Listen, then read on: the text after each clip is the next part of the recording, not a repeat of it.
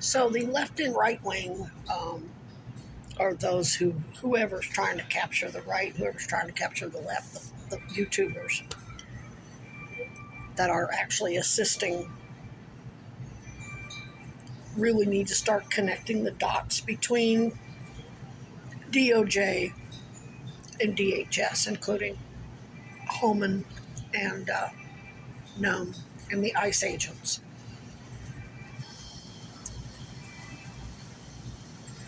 And it's pretty much common sense. Everybody pretty much knows that Cash Patel and Blondie and Boingo and Clayton and DOJ in general are lying about Charlie Kirk, what happened there, the Epstein files. We know they're covering for Israel. And there needs to be, and they've thrown a wrench into the unity that was going, both the entire, most of the population, not entirely, but the biggest, I would say 70 to 80% of we the people agreed that the Epstein, there's a uniparty and both sides are corrupt and whatever. And now what's happened? Everybody's arguing over what happened in Minnesota. Mission accomplished. They achieved it. So all of the left, right, and independent podcasters needs to start connecting the dots on how DOJ is defending this piece of shit guy this ICE agent that shot Renee Good in the face, and how he jumped in front of the car and approached her and escalated that situation unnecessarily because that's what molesters do. What did Epstein and Maxwell do? They accused their victims of the crimes that Epstein and Maxwell were actually doing. The same goes with all their partners in crime. That's what molesters do. What did this ICE agent do?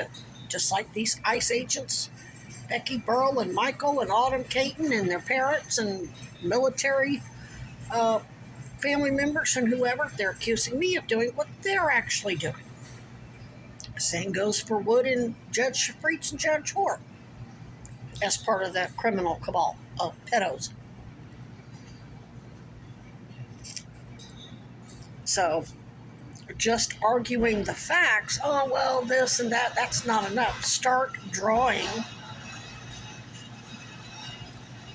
connections to how DOJ and DHS covered up the Epstein crap and the Charlie Kirk crap. And so nothing they say can be taken at face value. And now they're covering up for this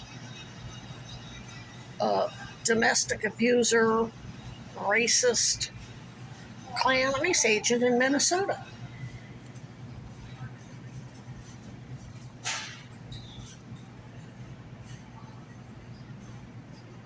Get everybody, the dots needed to be connected anyway.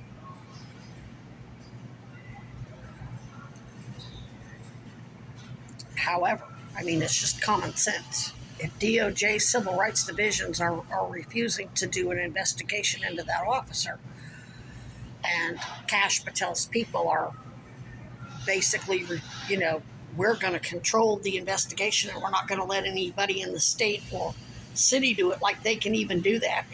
They don't get to do that. Murder is usually a state charge. It's not to say the feds can't charge too, just like in the Luigi case, but we know they're not telling us the truth about the Luigi case either. So why the hell would anybody believe anything they have to say about what happened in Minnesota? They're all of a sudden going to get honest about that now? They lied about Charlie Kirk, high-profile murder. They're lying for the pedos and Epstein's cartel and both parties. They lied about the Kennedy assassination, all of them. They lied about Luigi, though he's not the shooter. He's still part of it, but you know what I mean. They lied about DHS and Secret Service were in charge of the Butler investigation. Why the hell would now all of a sudden they tell us the truth about what happened in Minnesota? Just some food for thought. Start connecting those dots to get everybody unified again.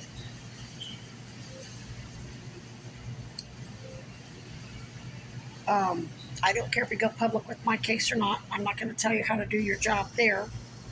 I can only say that if I don't have what I need to do my job here, I'm going to consider this a toxic mess and go where I do have or have my father come up here and put everything go public this way. So we don't give a shit about the midterms. The military doesn't need the midterms to remove these terrorist insurgents from office. They can do it their own way. Accidents happen, especially drug traffickers and drunks who can't control their alcohol and their drugs. Child molesters. Shit. They're self-destructive. And I'm not just talking about the top tier. I'm talking about these motherfuckers here in Vermont, too, who want to do the equivalent of pulling a gun on a police officer. What's going to happen? Ain't going to be good. And when I did this to Autumn Caton, I was letting her know, they going to kill you. You're going to end up next to Epstein or Charlie Kirk or Hoffa. You're not an asset to them anymore. And when they had her file that restraining order, I guess that was also so they could have her put her at they have her go and violate it by putting her at the transit station at the same time I'm there, so she could call, oh, she's violating the restraining order, and then they lock me up and withhold my atenolol and my blood pressure meds for 2 days, in which case I'm dead. No, that shit ain't gonna happen. Anybody who puts me at risk for that, fuck you. You're a liability. You're not an asset. Or evicting my camp under a bullshit no trespass for a structure. Never mind, I've been in the structure for the whole time I've been there for the most part. And that structure is number one, it's not illegal. They can only no trespass you when you commit a criminal act. Building a structure isn't criminal. I'm immunized from prosecution, not only as Chad's agent, but as economic services sent me to the police, which is another reason why they're lying about all of that. They're erasing me as not only an unpaid agent of the executive branch of Florida, but an unpaid agent of the executive branch of Vermont, where I was mandated to report that somebody went online, pretended to be me, and got Vermont Medicaid in my name. So, I don't care what you call yourself. Chad says he's a democratic socialist and a progressive, and could quote Cornell West chapter and verse. And so